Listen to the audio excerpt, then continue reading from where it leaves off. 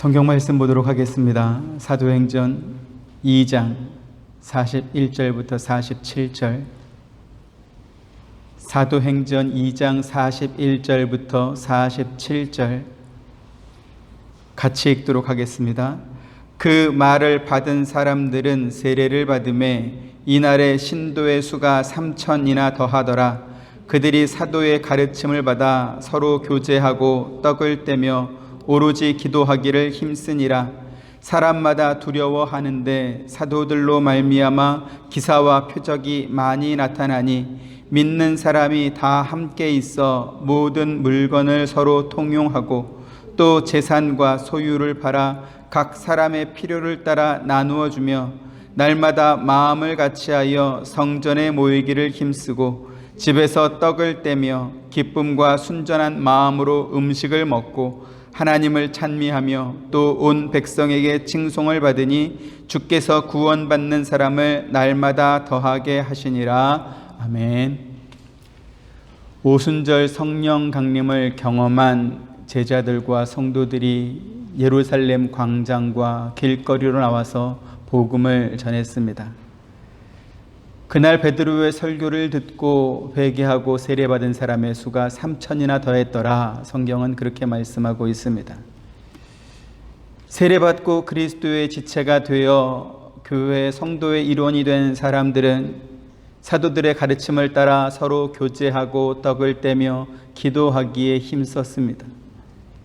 41절부터 43절에는 세상에 복음이 전해지고 그 복음을 듣고 교회로 들어온 사람이 세례받고 성찬을 나누고 말씀을 배우고 기도에 힘쓰는, 그래서 교회의 틀이 세워지는 모습을 설명하고 있습니다. 43절에 보니까 사도들을 통해서 놀라운 기적과 표적들이 많이 나타났고 또 사람들은 사도를 통하여서 그와 같은 놀라운 기적을 행하신 하나님을 더욱 두려워하게 되었다, 이렇게 말씀합니다. 그런데 사도들의 시대뿐만 아니라 오늘날도 복음이 처음 전해지는 전도나 선교의 현장에는 수없이 많은 기적과 치유의 사역이 일어나는 것을 보게 됩니다. 그래서 전도나 선교의 현장에서 이와 같은 기적의 역사가 일어나는 것은 전혀 놀랍지 않은 일들이다라는 것을 우리가 기본적으로 알고 있으면 좋겠습니다.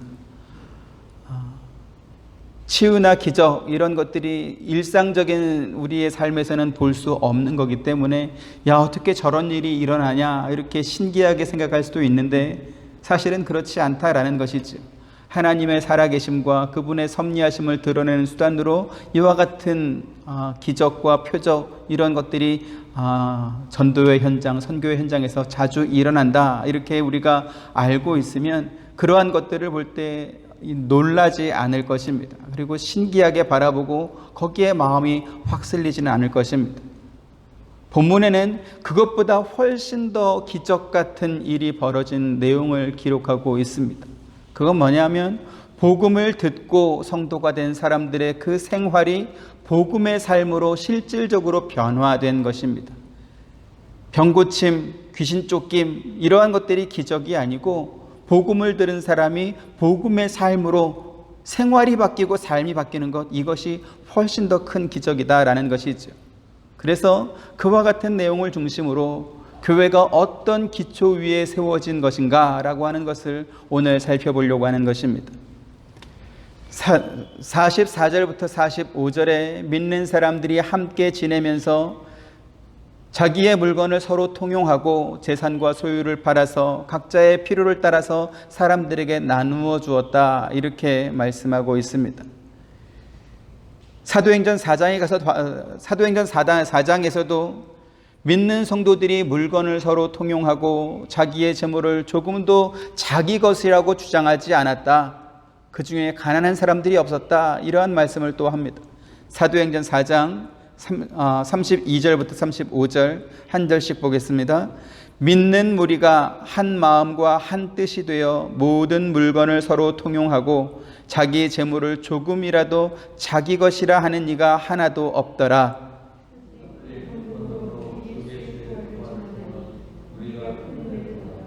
그 중에 가난한 사람이 없으니 이는 밭과 집 있는 자는 팔아 그 판 것의 값을 가져다가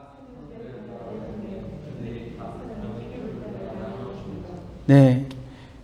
여기에 이렇게 보면 교회라고 하는 곳은 처음 시작할 때부터 개인의 사유재산이나 소유를 인정하기보다는 공동생활이나 빈민구제를 목적으로 교회가 세워진 것처럼 그렇게 보입니다.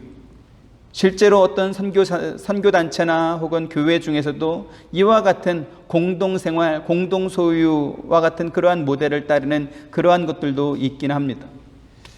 그런데 성경은 그리스도께서 교회를 세우신 이유가 성도들이 모여서 같이 살기 때문에 이렇게 가난한 사람이나 빈부의 그러한 차별이 없고 모두가 다 잘 살게 되었다 이렇게 말하지 않습니다. 가장 대표적으로 보면 하나님께서 모세에게 주신 10계명의 제8계명에 보면 도둑질하지 말지니라 이렇게 말씀하고 있고 10계명에서는 10번째 계명에서는 내 이웃의 소유를 탐내지 말 것을 말씀하고 있습니다. 만약 하나님께서 개인의 소유를 인정하지 않았다라고 한다면 다른 사람의 것을 도둑질하지 말라거나 그의 소유를 탐내지 말라라고 하는 그 사람의 소유를 보호하는 그러한 계명을 주시지 않았을 것입니다. 성경에서 재물이나 돈에 관해서 말할 때는 그것으로 인해서 하나님에게서 마음이 떠나는 것을 지적했지 인간의 소유 자체를 막거나 제한하거나 부정하거나 하지 않았다라는 것을 우리는 먼저 성경의 지식으로 알아야 될 것입니다. 디모데전서 6장 17절에 이렇게 되어 있습니다. 같이 보시죠.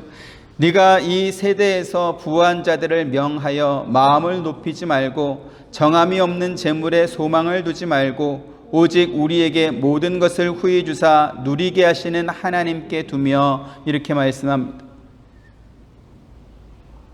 하나님께서 모세에게 주셨던 율법에도 땅을 가진 사람들이 그 소출을 수확하게 될 때에 밭의 네 귀퉁이에 있는 것 그리고 땅에 떨어진 곡식들은 주인이 추수하지 말고 그냥 그대로 내버려둬라. 그것은 가난한 사람, 고아, 과부, 나그네들의 것이다. 이러면서 밭의 소유자 그 주인뿐만 아니라 다른 사람들도 그것을 먹을 수 있도록 허락하신 것을 우리가 볼 수가 있습니다. 이처럼 개인의 소유는 하나님께서 인정하셨지만 그러나 그 소유를 자기만을 위해서 사용하지 말고 다른 사람을 위해서도 나누어 줄 것을 말하고 있는 것입니다. 성경이 말하는 소유나 혹은 재물에 관한 부분은 오늘 나누려고 하는 어떤 좀 그런 주제에서 벗어나 있기 때문에 기회가 되면 다시 이 부분은 제가 말씀을 드리도록 하겠습니다. 오늘 우리가 본문을 통해서 살펴보려고 하는 것은 이것입니다. 성령 강림에 이은 복음 전도로 수많은 사람들이 세례를 받고 성도가 되었습니다. 그런데 그렇게 새롭게 성도로 편입된 사람들은 그동안 예수님을 따라다니면서 공동생활을 했던 제자들과 같은 그러한 삶을 살았던 사람들이 아니었다라는 것이죠. 그들도 회당에 모여서 율법을 배우기도 하고 성전에서 제사를 드리기도 했지만 그러나 오늘 본문에 말씀하는 것처럼 날마다 성전에 모이고 집마다 돌아다니며 떡을 떼고 성찬하고 그러한 일은 하지 않았다라는 것입니다. 그런데 세례를 받고 성도가 된 뒤로는 예수님을 믿는 그전에는 유대교를 믿었지만 이제는 예수님을 믿는 신앙을 갖게 되었다. 이것뿐만 아니라 그들 스스로 자기의 소유를 공유하는 삶의 형태까지 완전히 변하는 그러한 삶을 그들이 살게 된 것입니다. 그러면 어떻게 이와 같은 일들이 가능할 수 있었느냐 하는 것이죠. 이것을 이해하기 위해서는 초대교회 성도들이 어떠한 신앙을 가졌었는지 그 성격을 우리가 먼저 알아야 될 것 같습니다. 그리고 그 성도들이 가졌던 신앙의 내용은 오늘날 교회와 성도들이 배우고 따라야 되는 그러한 신앙 사상과도 다르지 않습니다. 그것은 무엇입니까? 예수님을 믿고서 아쉬운 것이 면해지고 예수 믿고서 가난한 것이 면해지는, 그래서 부자가 되는 그러한 정도의 차원이 아니라 교회가 지향하고 따라야 되는 방향성에 관한 그러한 것인 것입니다. 교회가 지향하는 방향은 어떤 것입니까? 교회는 종말론적 성격을 지니고 있습니다. 교회가 종말론적 성격을 지녔다라고 하는 것은 내세 신앙을 가졌다라는 것입니다. 현재 우리가 사는 세상이 아니라 다른 세상이 있다. 우리가 알고 있고 우리가 가지고 있는 그러한 가치가 아니라 또 다른 가치, 더 고귀한 가치가 있는 곳을 향해서 우리가 가고 있다라고 하는 것이지. 지난 시간에도 우리가 살펴봤던 것처럼 말세라고 하는 것은 시기적으로 마지막이다, 세상이 끝이다 라는 의미가 아니라 순서상 이제는 마지막 때가 되었다, 예수님의 재림만 이제 남았을 뿐이다 라는 그러한 것을 말씀을 드렸습니다. 같은 맥락에서 종말의 의미는 세상의 가치와 세상의 어떤 체계가 끝이 나게 된다라는 것입니다. 그리고 우리가 들어가야 될 영원한 세계, 썩지 않고 쇠하지 않고 도둑맞거나 잃어버리게 되는 것이 아니라 진정한 보물이 있는 곳이 있다라는 것을 우리가 믿고 따르는 것입니다. 그리고 그와 같은 신앙을 가진 성도들이 모인 교회는 어떠한 특징을 가집니까? 오늘 본문에 나타나는 것처럼 초대교회 성도들이 무엇을 목표로 하고 있으며 또 그 목표를 향하여서 교회가 어떻게 달려가고 있었는지 그들의 삶을 통하여서 우리가 그 모범을 얻을 수 있는 것입니다. 사도행전 2장 전체를 우리가 한번 다시 살펴볼 필요가 있습니다. 성령 강림으로 시작해서 어떻게 마무리되고 있는지, 사도행전 2장이 어떻게 마무리되고 있는지 기록된 순서를 따라서 우리가 다시 한번 자세히 살펴보길 원합니다. 성령 강림이 있었고 베드로의 설교를 통해서 3,000명이나 되는 많은 사람들이 회개하고 세례받고 교회로 돌아왔습니다. 그런데 그렇게 많은 사람들이 교회에 돌아와서 그래서 교회가 부흥하게 되었다, 성도가 많아졌다, 이것을 자랑과 성과로 기록하지 않습니다. 그 뒤에가 더 있습니다. 교회에 들어온 성도들이 가진 신앙의 가치와 삶의 형태가 세상 중심의 삶에서 내세 중심의 삶으로 또 영원을 기대하는 그러한 삶으로 변했다라는 것을 말씀하고 있는 것이지. 그것이 말하자면 서로 물건을 통용하고 자기의 재산을 팔아서 가난한 사람들에게 나눠주고 하는 그러한 모습으로 나타났던 것입니다. 그런 의미에서 우리 기독교가 말하는 전도나 선교는 다른 세상 종교들이 자기들의 어떠한 종교를 포교하는 것과는 근본적으로 다른 것입니다. 인간이 만든 종교들은 철저하게 현세에서 지금 살고 있는 이 세상에서 잘 사는 것이 목적입니다. 종교라는 이름으로 신을 위한다는 이름으로 그 신을 감동하게 해서 내가 원하는 목적을 이끌어내는 것, 그것이 최고의 종교의 가치인 것이죠. 물론 세상의 종교들도 다른 사람을 돕거나 선을 행하기도 합니다. 하지만 그들이 선을 행하고 다른 사람을 돕는 이유 역시 자기의 공덕을 많이 쌓아서 신에게 인정받기 위해서 그와 같은 선행을 하는 것입니다. 또 그 중에 어떠한 사람들은 세상의 욕심이나 혹은 마음의 번뇌를 내려놓기 위해서 수행을 하거나 도를 닦거나 혹은 깊은 명상을 통해서 철학적 깨달음을 얻기도 합니다. 하지만 그들이 그렇게 수행하고 명상하고 도를 닦아서 만들어낸 최고의 어떤 결론이 무엇이었습니까? 산은 산이요 물은 물이로다 였습니다. 하나님께서 만드신 창조물을 그냥 있는 그대로 바라보는 것 외에는 더 깊은 깨달음을 얻지 못하더라는 것이지. 물론 세상의 종교들도 내세를 말하기는 합니다. 하지만 그 종교들은 내세가 어디에 있는지, 그곳을 어떻게 갈 수 있는지, 그리고 만약에 그 내세를 가면 어떻게 살게 되는지에 대한 그러한 가르침이 없습니다. 말할 수가 없죠. 왜요? 인간이 종교를 만든 이유 자체가 내세를 추구하기 위해서 목적으로 만든 것이 아니기 때문에 그런 것입니다. 그렇다 보니까 당연히 그들에게는 내세에 대한 개념이 없습니다. 내세에 대한 개념이 없는 그들이 그래서 말하는 것이 무엇입니까? 세상에서 착하게 살면 환생하게 된다라는 것입니다.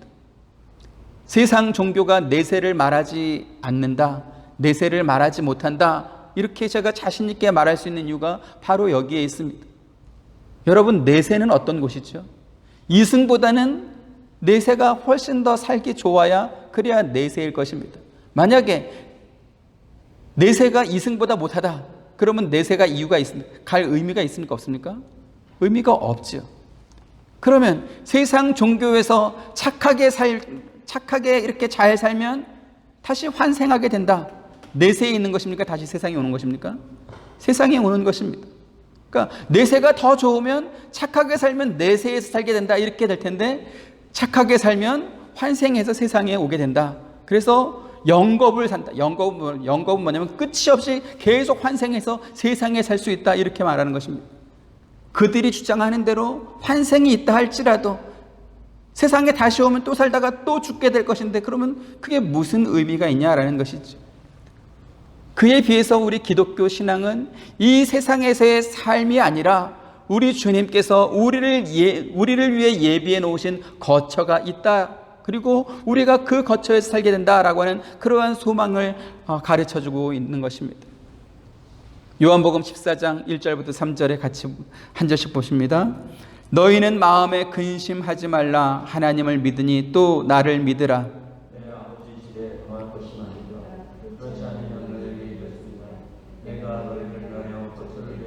같이 가서 너희를 위하여 거처를 예비하면 내가 다시 와서 너희를 내게로 영접하여 나 있는 곳에 너희도 있게 하리라. 이렇게 말씀합니다.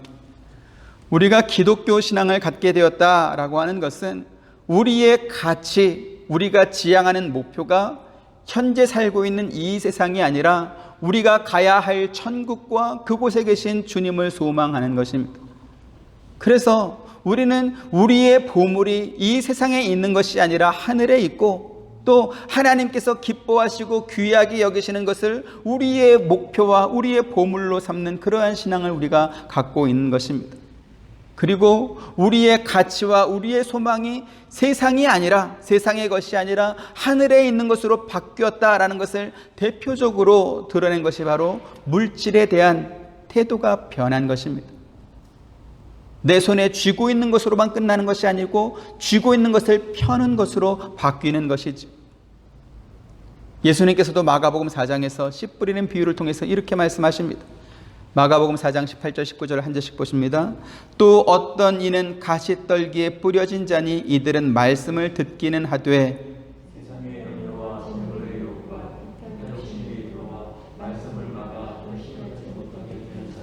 네, 세상 염려, 재물의 유혹과 욕심, 이와 같은 것들이 하늘 소망을 갖는 것을 막는다. 이렇게 말씀하고 있습니다. 같은 맥락에서 디모데전서에는 이렇게 말하고 있습니다. 디모데전서 6장 10절 또 같이 봅니다. 돈을 사랑함이 일만 악의 뿌리가 되나니 이것을 탐내는 자들은 미혹을 받아 믿음에서 떠나 많은 근심으로써 자기를 찔렀도다. 여기 지금 돈을 사랑한다라고 하는 말씀은 돈으로 할 수 있는 것을 좋아한다. 그것이 목표가 되었다라는 그러한 의미입니다. 분명 돈이라고 하는 것은 우리의 생활에 많은 유익을 주는 면이 있습니다. 또 이 돈은 자기의 존재감을 이렇게 한껏 치켜 올릴 수도 있습니다. 그렇다 보니까 세상은 돈을 최고의 가치로 여기는 것이죠. 하지만 우리 기독교 신앙은 돈으로 얻을 수 없는 것을 목표로 하고 있습니다. 왜죠? 돈이라고 하는 것은 우리가 이 세상에 살고 있을 때 가치가 있는 것이지, 우리가 이 땅에 살고 있을 때야 위력이 있는 것이지, 우리의 생애가 끝나고 나면 이 돈의 가치나 돈의 위력도 함께 끝나기 때문에 그렇습니다. 그래서 성경은 무엇을 말합니까? 끊임없이 우리 성도들에게 보물을 하늘에 쌓아두라 이렇게 말씀하고 있고, 천국은 마치 밭에 감추인 보화와 같다 이렇게 말씀하는 것입니다. 승천하신 예수님께서 또 다른 보혜사인 성령을 우리에게 보내주시면서 베드로의 신앙 고백 위에 당신의 교회를 세우신 이유가 바로 여기에 있습니다. 비록 우리가 세상에 살고 있지만 세상 사람들과 똑같은 목표가 아니라 다른 목표를 가지고 산다라는 것입니다. 그 대표적인 예가 오늘 본문에 기록된 것처럼 성도들이 물건을 서로 통용하고 자기의 소유를 팔아서 필요한 사람들에게 나누어 주는 것으로 나타나는 것입니다.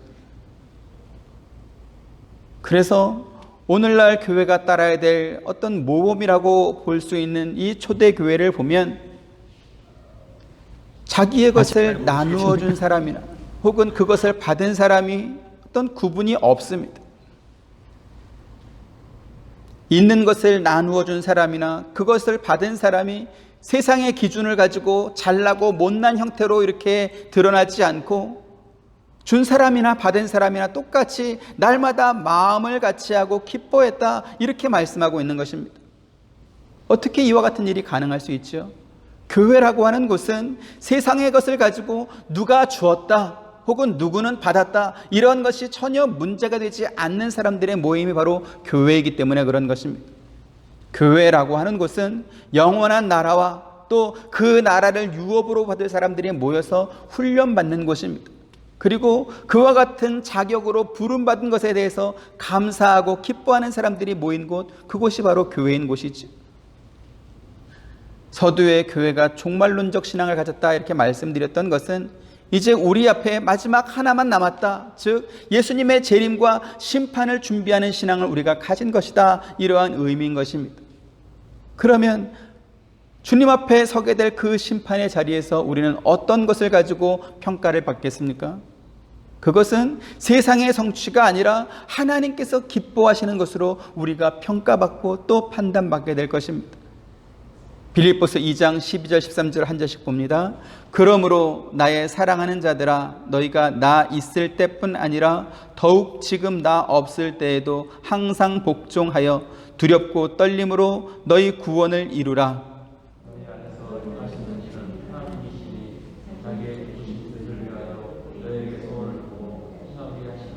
네, 우리 안에 계신 성령님께서 우리 안에 소원을 두고 무언가를 행하게 하실 것입니다.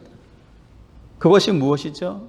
하나님께서 기뻐하는 것이 무엇인지, 또 우리가 이루어 가야 될 구원의 목표가 무엇인지 우리 안에 계신 성령님께서 가르쳐 주시고 깨닫게 해주시고 또 살 수 있도록 그렇게 해주시는 것입니다. 그리고 사도 바울은 이와 같은 내용을 빌립보 교회를 통해서 가르쳐 주고 있습니다. 우리가 하나님 앞에서 심판을 받게 될 때에는 각자 개인이 얼마나 하나님 말씀에 순종하고 또 얼마나 그 사람이 그리스도의 장성한 분량까지 자라갔는가, 그렇게 우리가 개인적으로 심판을 받게 되겠지만, 그러나 그 구원을 이루는 훈련과 연습은 바로 교회를 통해서 받게 되는 것입니다. 계속해서 빌립보서 2장 1절부터 4절 또 한 절씩 봅니다. 그러므로 그리스도 안에 무슨 권면이나 사랑의 무슨 위로나 성령의 무슨 교제나 긍휼이나 자비가 있거든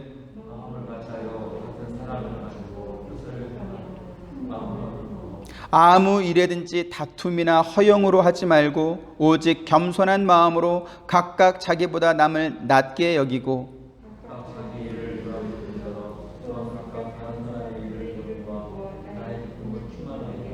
네, 여기 지금 보시는 것처럼 마음을 같이하여 뜻을 합하고 한 마음을 품고 자기보다 남을 낮게 여기고 다른 사람들의 일을 돌보라, 이렇게 말씀하고 있습니다. 성도들이 물건을 서로 통용하고 자기 재산을 팔아서 필요한 사람들에게 나누어 주면서 다른 사람들의 이렇게 일을 돌보아 준 것이 어느 한 교회뿐만 아니라 초대교회 전체의 분위기였다라는 것을 우리가 오늘 빌립보 말씀을 통해서 또 알 수 있는 것입니다.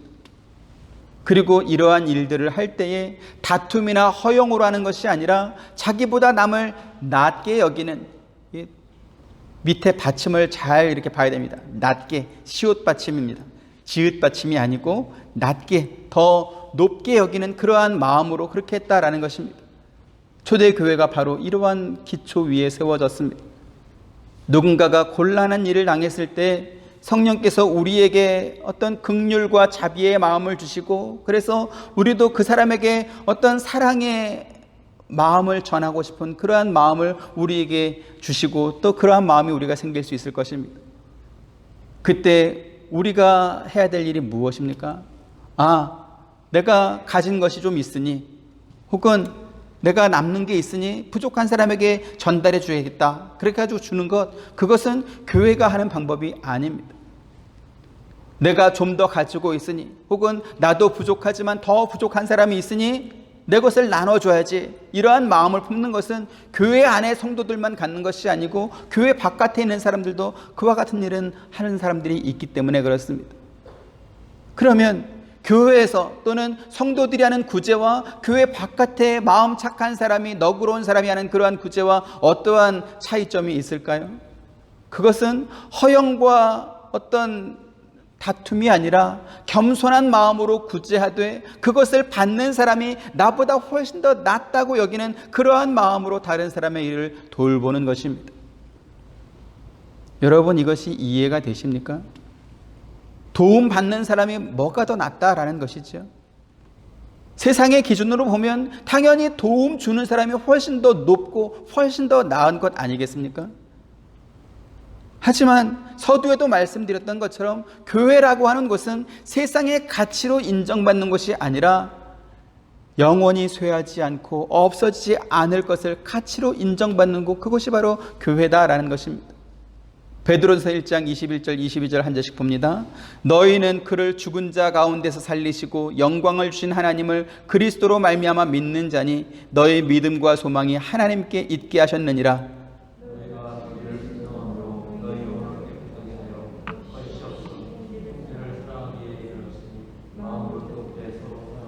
네, 그리스도를 믿는 믿음과 소망이 하나님께 있는 사람들은 어떤 사람들입니까? 진리를 순종함으로 형제를 사랑할 때 뜨겁게 서로를 사랑하는 것입니다. 계속해서 23절부터 25절 또 봅니다. 너희가 거듭난 것은 썩어질 씨로 된 것이 아니요 썩지 아니할 씨로 된 것이니 살아있고 항상 있는 하나님의 말씀으로 되었느니라.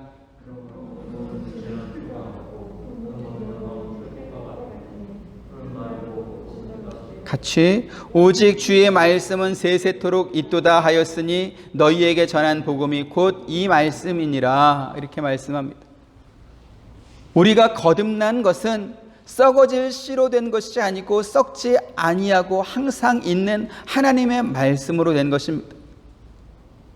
그 말씀을 가진 사람은 그럼 어떤 사람들입니까? 육체에 속한 모든 것들은 풀과 같고 그 모든 영광도 풀의 꽃과 같아서 시간이 지나고 나면 풀은 마르고 꽃은 시들어 떨어진다라고 하는 것을 우리가 아는 것입니다. 세상에 속한 것들은 지금 당장은 좋아 보이고 화려해 보일지 모르겠지만, 풍성해 보일지 모르겠지만, 그러나 그 영광이 언제까지 지속될지는 아무도 알지 못하는 것입니다. 그래서 세세토록 있는 주의 말씀을 받은 성도들은 복음의 가치를 최고로 여기는 그러한 사람들인 것입니다.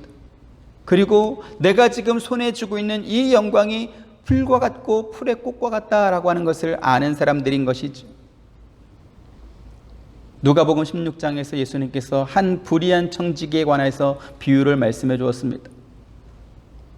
어떤 청지기가 있었는데 주인의 재산을 자기 마음대로 낭비하고 있다라고 하는 소식을 주인이 듣게 되었습니다. 그리고 가만히 보니까 정말로 그 청지기가 나쁜 짓을 하는 것이죠. 그래서 그 사람을 불러서 말을 합니다. 지금까지 네가 한 일을 다 결산을 해라. 더 이상 너는 네가 하는 일을 계속하지 못할 것이다. 이 청지기가 집에 돌아와서 가만히 생각해 보니까 참 걱정이 이만저만이 아닙니다. 땅을 파서 벌어먹자니 자기에게 몸에 힘이 없고, 그렇다고 부잣집에서 그렇게 사람들을 부리면서 돈 펑펑 쓰면서 그렇게 살던 사람이 다른 사람에게 빌어먹자고 하니까 너무 부끄러운 것입니다. 그래서 한 가지 꾀를 내죠. 어떤 꾀를 냅니까? 주인에게 빚진 사람들을 한 명씩 불러서 장부를 조작하는 것입니다. 기름 100가마를 빌린 사람은 50을 하고 쓰고, 밀을 80가마 빌린 사람은 치우고, 밀 100가마 빌린 사람은 치우고 80가마로 쓰고, 이런 식으로 가지고 주인에게 빚진 사람을 불러다가 그 빚을 탕감해 주는 것입니다. 그렇게 했을 때 나중에 주인에게서 쫓겨나면 그렇게 자기에게 도움받은 사람이 자기를 불러다가 자기를 도와줄 것이다, 그렇게 생각하고 그 일을 했다라는 것입니다. 사실 이 청지기가 한 이 일은 범죄입니다. 감옥 갈 일입니다. 그렇죠? 횡령이고 배임이고 사기고 이런 것 아니겠습니까? 그런데요, 예수님께서 이 불의한 청지기가 한 일에 대해서 야단을 친 게 아니라 칭찬을 하셨습니다. 누가복음 16장 8절 같이 한번 보겠습니다. 시작. 주인은 옳지 못한 이 재산 관리인이 이를 지혜롭게 처리한 것을 보고 오히려 그를 칭찬하였다. 이것은 이 세상 사람들이 자기들의 일을 처리하는 데 있어서는 빛의 아들들보다 더 지혜롭기 때문이다. 이렇게 말한 것입니다. 많은 신학자들과 목사님들이 이 말씀에 관해서 해석하는 것을 상당히 힘들어합니다. 주인에게 큰 손해를 끼친 이 범죄자 청지기를 예수님이 왜 칭찬했을까라는 것이죠. 예수님께서 이 청지기를 칭찬한 것은 그가 옳은 일을 했다, 좋은 일을 했다, 그래서 칭찬한 것이 아닙니다. 그 청지기가 자기의 미래를 준비할 줄 알았다, 이것을 칭찬한 것입니다. 물론 그 청지기는 주인에게 큰 손해를 끼쳐서라도 자기의 미래를 준비하는 아주 나쁜 사람이었습니다. 하지만 자기의 미래를 준비할 줄 알았다라고 하는 이런 면에 있어서는 빛의 아들보다 낫다라는 것입니다. 누가복음 16장 9절 또 같이 봅니다. 시작. 내가 너희에게 말하노니 불의의 제물로 친구를 사귀라. 그리하면 그 제물이 없어질 때에 그들이 너희를 영주할 처소로 영접하리라. 이렇게 말씀합니다. 여기서 우리가 주목해야 되는 말씀이 불의한 제물이라고 하는 단어입니다. 이 불의한 제물은 어떤 것일까요? 청지기가 탕감해준 그 품목들을 보면 우리가 그 힌트를 얻을 수가 있습니다. 청지기가 탕감해준 품목들은 감람유 혹은 밀과 같은 그러한 농작물입니다.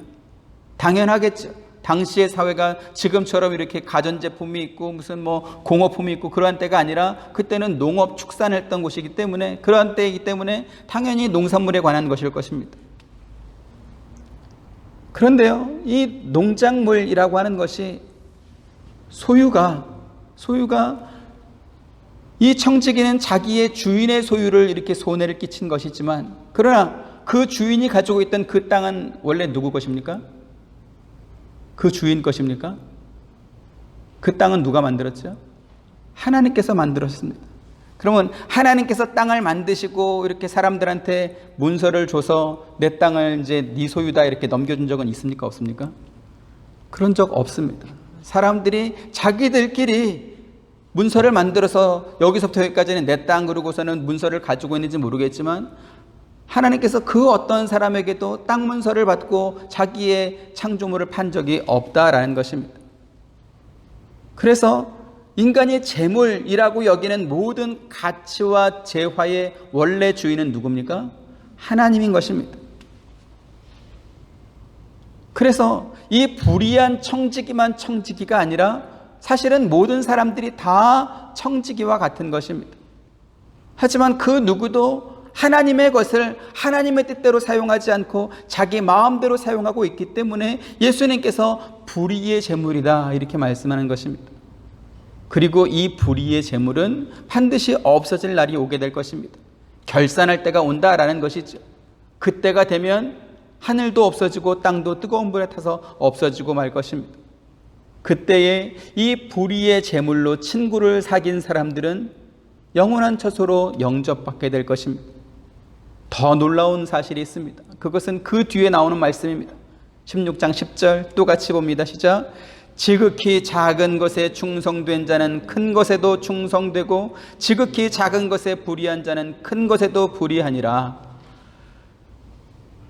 이 말씀은 달란트 비유 혹은 문화 비유를 예수님께서 말씀해 주면서 주셨던 말씀과 그 내용이 똑같습니다. 주인으로부터 5달란트, 2달란트 받아서 똑같이 남긴 그 사람에게 네가 작은 일에 충성했으니 너에게 큰 것으로 맡기겠다. 2고를 주마, 10고를 주마, 5고를 주마 이렇게 말씀했던 그 내용과 지금 이 불의한 청지기를 칭찬한 내용이 똑같다라는 것이죠. 어떻게 이런 일이 있을 수 있습니까? 그것은 세상의 재물을 바라보는 하나님의 시선이 똑같기 때문에 그런 것입니다. 세상의 모든 재물들은 꽃과 같이 풀과 같이 시들고 없어질 것들입니다. 그래서 청지기인 우리들은 그 재물을 가지고 주인인 하나님께서 기뻐하시는 그 일에 잘 사용해야 되는 그 일을 해야 되는 것입니다. 두고 갈 세상의 것을 이용해서 영원한 것으로 바꿔야 된다라는 것이죠. 초대교회 성도들이 소유를 자기의 것으로만 삼지 않고 서로 공유하고 서로 나누어 사용하고 필요한 사람들이 있을 때 자기의 것을 팔아서 이렇게 나누어 줄 수 있었던 이유가 바로 이와 같은 가르침 속에 있는 것입니다. 세상의 관점에서 보면 그렇게 자기의 소유를 팔아서 다른 사람을 도운 이 일이 정말로 훌륭한 일이고 칭찬받고 존중받아서 마땅할 그러한 일이겠지만, 그러나 그 성도들은 그와 같은 일을 하면서도 스스로 겸손할 줄 알았고 또 도움받는 사람이 자기보다 낫다, 이러한 마음을 가졌습니다. 어떻게 그러한 일이 가능했습니까? 그것은 무엇이 더 큰 가치인지를 알았기 때문에 그런 것입니다. 세상에 속한 것은 이 땅에 사는 동안만 가치가 있는 것입니다. 그때까지만 유익한 것입니다. 하지만 세상이 불타 없어지는 날 그 모든 가치는 다 사라지고 말 것입니다. 그렇게 될 때 영원토록 함께할 친구를 사귀는데 이 재물을 사용했다면 그렇게 얻은 친구와 함께 영원토록 함께 거하게 될 것입니다. 본문 46, 47절 또 한 절씩 봅니다. 날마다 마음을 같이하여 성전에 모이기를 힘쓰고 집에서 떡을 떼며 기쁨과 순전한 마음으로 음식을 먹고